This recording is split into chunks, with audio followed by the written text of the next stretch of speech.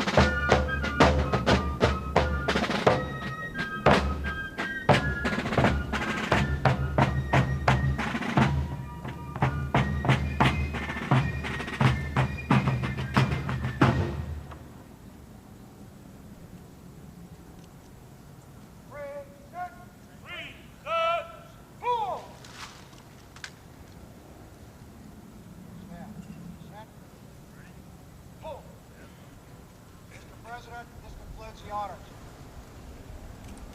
Stand. Order. Order. Right. Order. Four.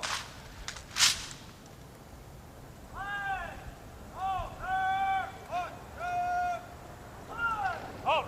Order. Hurt.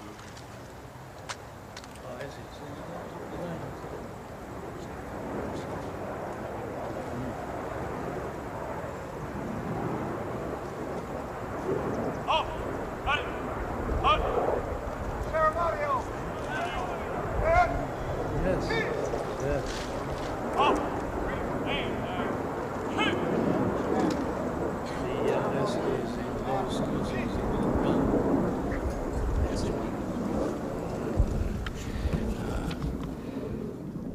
Mr. President, Mrs. Marcos, it gives me special pleasure to welcome you to the United States. Mrs. Reagan and I have been long looking forward to returning the hospitality you showed us on our 1969 visit to your country. Our two peoples enjoy a close friendship, one forged in shared history and common ideals.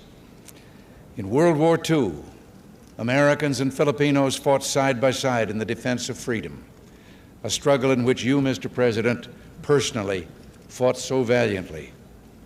The values for which we struggled, independence, liberty, democracy, justice, equality, are engraved in our constitutions and embodied in our people's aspirations. Today, our ties remain strong, benefiting each of us over the full range of our relations.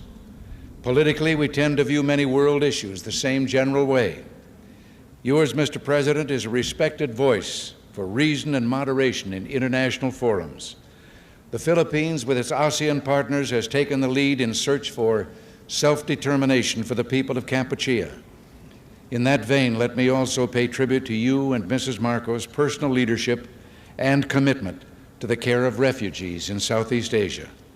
Under your direct sponsorship, the Philippines Refugee Processing Center has become a model of its kind in encouraging the development of self-sufficiency and the restoration of human dignity. The Philippines and you, Mr. President, play an important role in addressing the problems of economic development in the world. At Cancun, we made a new start toward a more effective and practical dialogue and improved cooperation among industrial and developing countries. Your leadership in that area, Mr. President, is vital and widely respected. Under your leadership at home, the Philippines can boast a record of solid economic growth over the past decade, attributable in significant part to its hospitable attitude toward free enterprise and private initiative.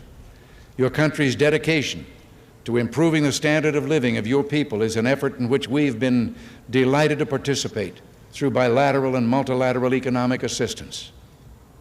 Your continuing interest in better nutrition has led the Philippines to achieve self-sufficiency in food grain production. You can also point with pride to the success of your rural electrification program, now bringing benefits to an increasing number of remote regions. And I find it a matter of personal satisfaction that your country and my home state of California are both pioneers in developing geothermal power to replace expensive energy imports. The United States remains the Philippines' leading trading partner, and American firms are the largest foreign investors in your country, reflecting their confidence in your progress and prospects for economic growth. We have welcomed the growing two-way trade between our nations and have been pleased that we've been able to keep our markets for the products of your growing manufacturing and industrial sector the most open of any country in the industrialized world. America considers itself especially fortunate to have nearly 1 million persons of Filipino heritage now residing in our country. They bring with them their energy and their talents, and they contribute enormously to the rich diversity of American society.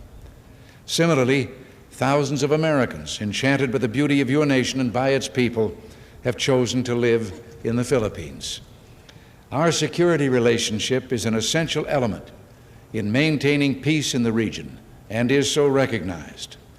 This relationship, one of several we have in the Western Pacific, threatens no one but contributes to the shield behind which the whole region can develop socially and economically.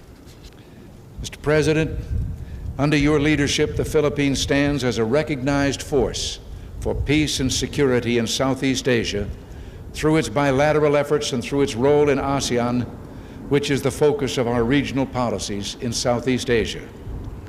Mr. President, Mrs. Marcos, the United States deeply values its close friendship and alliance with the Philippines. We seek to use this visit to further strengthen our ties with your country. Nancy and I are personally delighted that you're here, and we say welcome to the United States, welcome to our national home.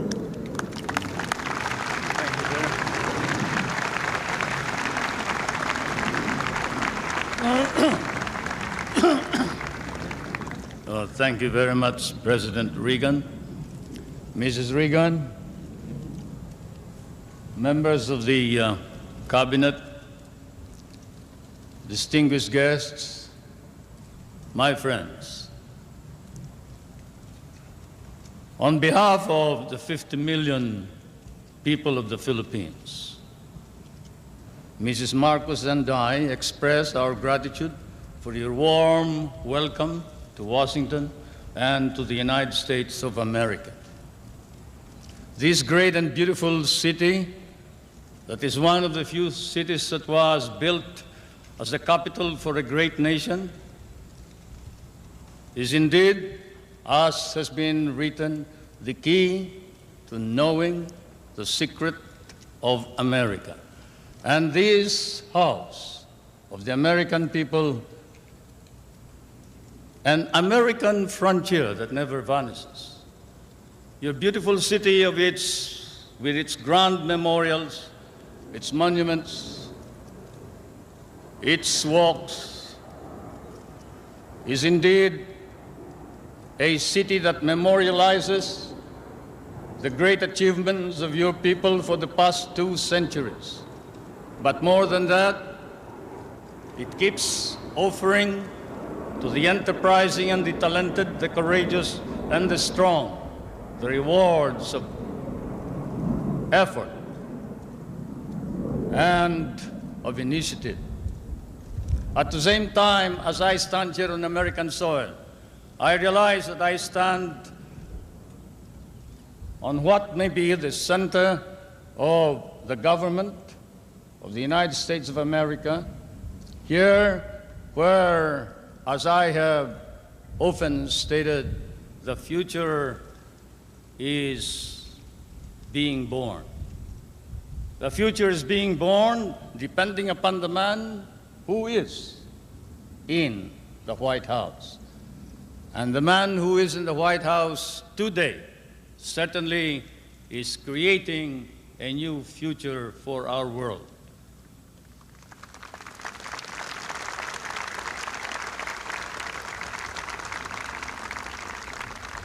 For Mr. President, I come from that part of the world wherein the poorest of the world's population live. I come from that part of the world that cherishes an image of America with its ideals, its dreams, its illusions. I come from the Philippines, a part of Asia, which has been molded along the principles of American democracy.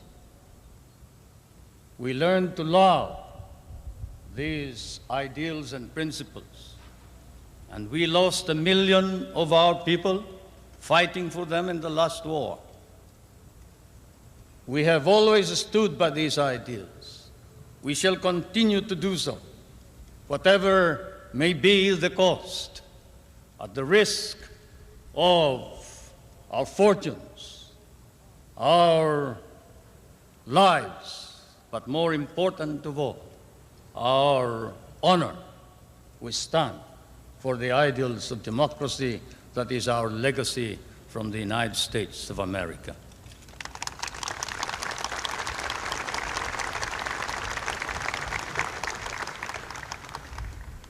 I did not come to burden you further with additional problems, Mr. President.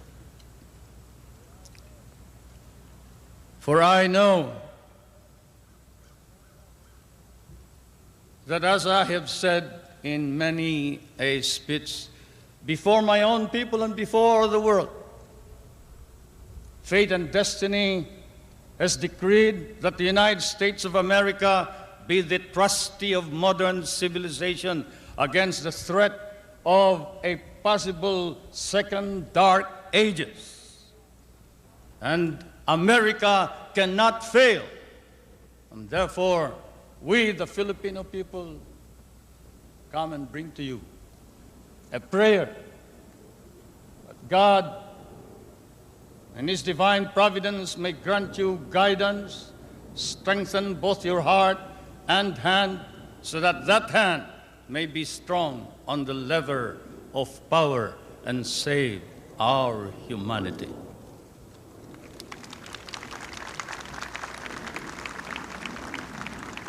If America fails, then the world is lost.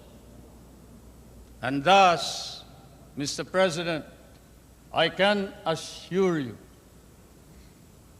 that throughout all of Asia, there is nothing but a reservoir of goodwill for you, the American people, and the United States of America. Once again, may I say thank you for your warm welcome and your hospitality, which I know we will never be able to reciprocate. Thank you.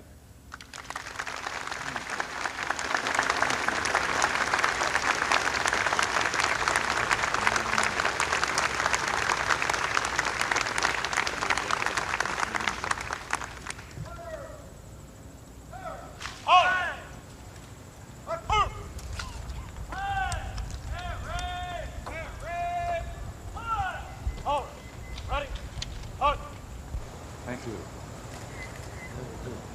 Well, should I thank you?